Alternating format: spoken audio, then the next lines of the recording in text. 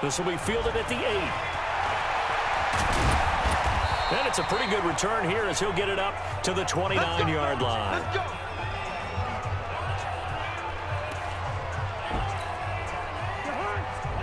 We remind you that coming up at halftime, Jonathan Coachman will be alongside. He'll have highlights and analysis from Orlando of this first half of action. Throwing to start the drive, but that one incomplete. Here's 2nd and 10 now from the 29.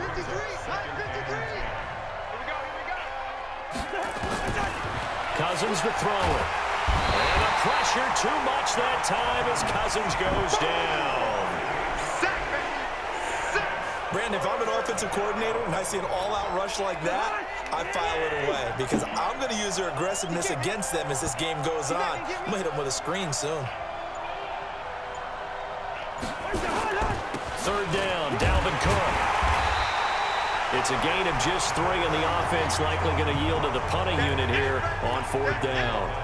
Well, he hasn't made much of an impact in the running game thus far, and after that last run, not much is going to change in that area. He hasn't been able to get anything going, and really the offensive line not helping him much. And no return possible here as they angle this one out of bounds. Let's shift now and discuss Deshaun Jackson. He's up over 100 yards, has the touchdown. He's a big-time receiver in this league, so the question becomes, how do you limit him going forward? Well, you know the guys trying to cover him, they haven't had a whole lot of success thus far, and while they will still accept the challenge, maybe you have to change your focus. You have to get after the quarterback a little bit, disrupt his timing, because right now it feels like pitch and catch. Make sure he's not able to have clear sight lines to him, and maybe that'll slow him down. And this is not the guy you want to let play pitch and catch. Wentz off the fake handoff to Howard, dancing to his left. He's got him in, complete, 20, 10, and he's in for the touchdown on the final play of the first half. The prayer is answered. How did they get that done? Even though he was forced from the pocket, still able to adjust, make the long throw, and it ends with a really big touchdown. Yeah, moving to his left. The key to everything when they're moving outside. We now proceed to the start of the second half. We have hit halftime. Still 2 more quarters to go. We'll take a timeout. We'll be back after this. You're watching the NFL, and it's on EA Sports. It's in the game. So the Eagles with the lead, and they're going to get this football first as the 3rd quarter gets underway. Solid return, pretty good field position. They'll start at the 32-yard line. Out come the Vikings. They'll have it first on offense as we begin the 3rd. They have the ball here for the inaugural drive of the second half. Pretty big deficit, though. We'll see what adjustments were made in that locker room. And I never want to make something more important than it actually is, right? I don't want to create more hype than what is there. But this is I'm doing it, though. This is a really important drive. And we often talk about teams scripting plays to start a game. A lot of them script to start the second half, too.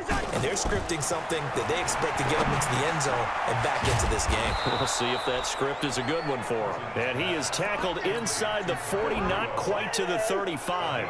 It's a gain of 11 as the Vikings pick up the first. They gave up the completion there, but this is what zone defenses count on. Catching the ball and not much run after the catch.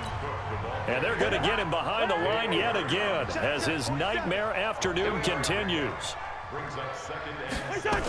A 10th carry in the game for Cook. Down to the 30 after a gain of 3.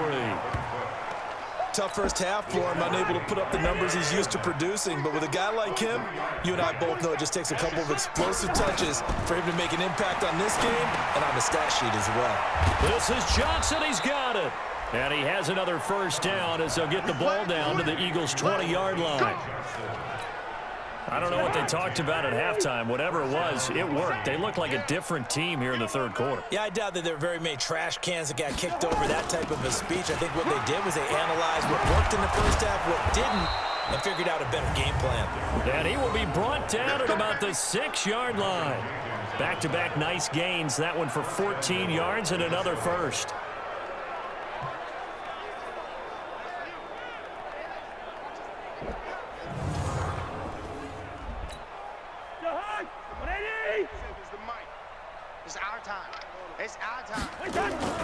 They'll run with Cook.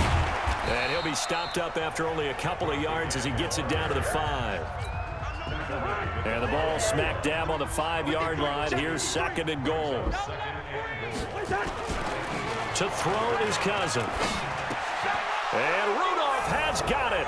The big tight end for a Viking touchdown.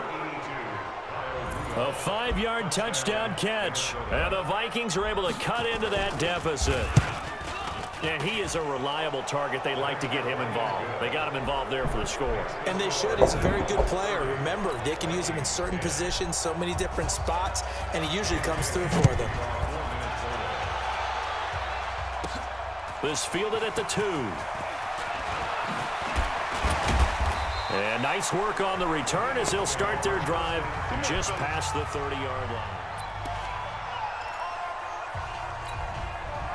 Already at the line, this Philly offense set to go. And now you've got the clock winding down here in the 3rd quarter. Your 3 scores to the good. What's your approach on this drive? Too early to fully commit to playing the clock game. Yet at the same time, you're also not going pell-mell like you would in 2-minute offense. This is what NFL offenses call 4-minute football.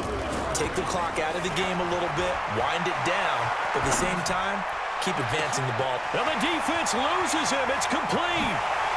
Touchdown, Philadelphia. Carson Wentz with touchdown pass number 4 on the afternoon.